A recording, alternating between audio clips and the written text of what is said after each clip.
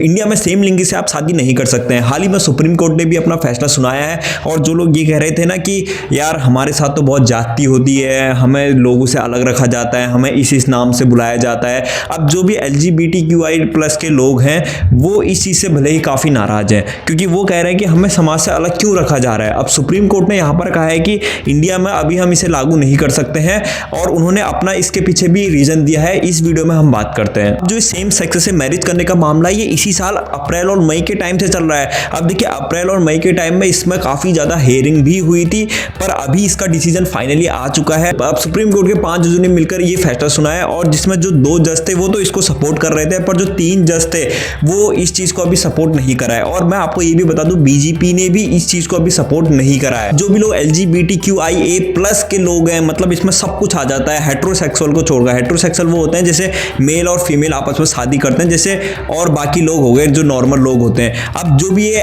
LGBTQIA+ के लोग हैं, इनका कहना ये था कि हमें समाज से अलग दृष्टि से देखा जाता है, हमें लोग गलत समझते हैं, हमें कोई तो लोग क्रिमिनलाइज भी कर देते हैं। अब इन लोगों का कहना था कि हमें भी वही अधिकार मिलने चाहिए जो हेट्रोसेक्सुअल को मिल रहे हैं, मतलब जो अभी नॉर्मल मेल और फीमेल की शादी होती है, जो अधिकार उनको मिल रहे हैं वही अधिकार हमें भी चाहिए।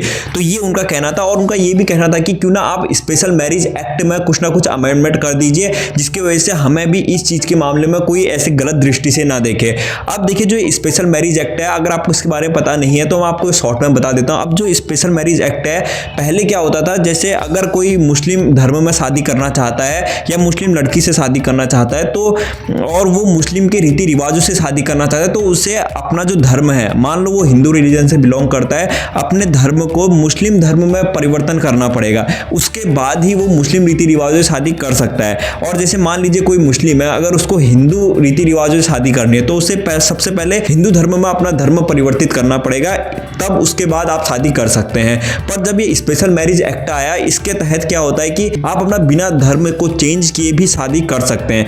अब जो LGBTQIA+ के लोग, इन्होंने कहा है कि आप स्पेशल मैरिज एक्ट में कुछ ना कुछ अमेंडमेंट कर दीजिए, जिसके बाद हमें भी लोगों के सामने जाने से या कुछ कहने से शर्म बिल्कुल भी नहीं आएगी। इस बार सुप्रीम कोर्ट ने क्या किया, उन्होंने अपना पल्ला झाड़ने के लिए सारा कुछ पार्लियामेंट में डाल दिया, और जो मुझे लगता है उन्होंने बिल्कुल सही डिसीजन दिया है। अब देखिए क्या होता है, जैसे अभी क्या होता है कि जो सुप्रीम कोर्ट है वो कानून को फॉलो करता है, पर जो कानून बनाता है वो पार्लियामेंट का काम है। तो सुप्रीम कोर्ट का कहना है जब पार्लियामेंट में ऐसा कानून बनेगा, अब पार्लियामेंट में किसके सबसे ज़्यादा मेंबर्स हैं, तो वो है BJP के मेंबर्स हैं। अब BJP इस चीज़ को अभी लाने के मूड में तो बिल्कुल भी नहीं है।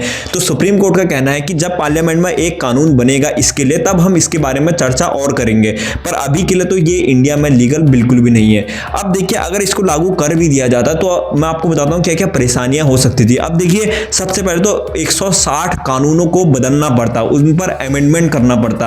अब 160 कानून में अमेंडमेंट करना बहुत बड़ी बात होती है, और आपको तो पता है कि इंडिया का सबसे बड़ा कॉन्स्टिट्यूशन, क्योंकि आप ही सोच के देखिए कि वो आपको सारे अधिकार देना है जो आप हेट्रोसेक्सुअल को देते हो।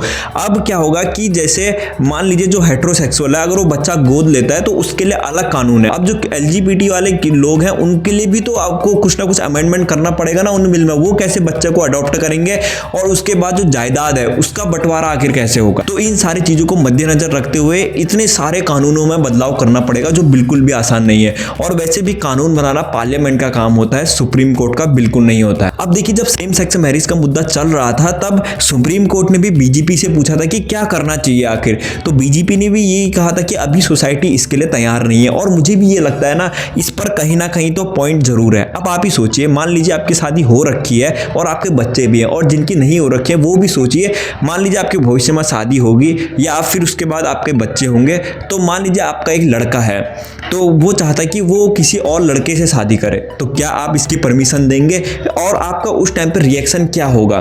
जाहिर सी बात है बहुत सारे लोग को ये बहुत अजीब लगेगा कि यार ऐसे तो नहीं यार। तो इस चीज़ को देखते हुए सोसाइटी इस चीज़ के लिए रेडी नहीं है। BJP ने अपना ये स्टैंड पॉइंट दिया था। अब ऐसा नहीं है कि इंडिया में तो अभी के लिए ये लीगल नहीं है, पर बहुत सारी कंट्रीज ऐसी हैं जहां पर सेम सेक्स मैरिज को प्रमोट किया जाता है और वहां पर ये बिल्कुल लीगल तरीके से है। अब जैसे मैं एग्जांपल देना चाहूँ, अमेरिका, वहां पर ये लीगल है, वियतनाम ने हाल ही पे इसको लीगल किया है, और कनाडा, ऑस्ट्रेलिया, साउथ अफ्रीका, मतलब इन सारे देशों में लीगल है। और टोटल की मैं बात करूँ 32 कंट्रीज में अभी सेम सेक्स मैरिज को प्रमोट किया जाता है और वहां पर ये लीगल है।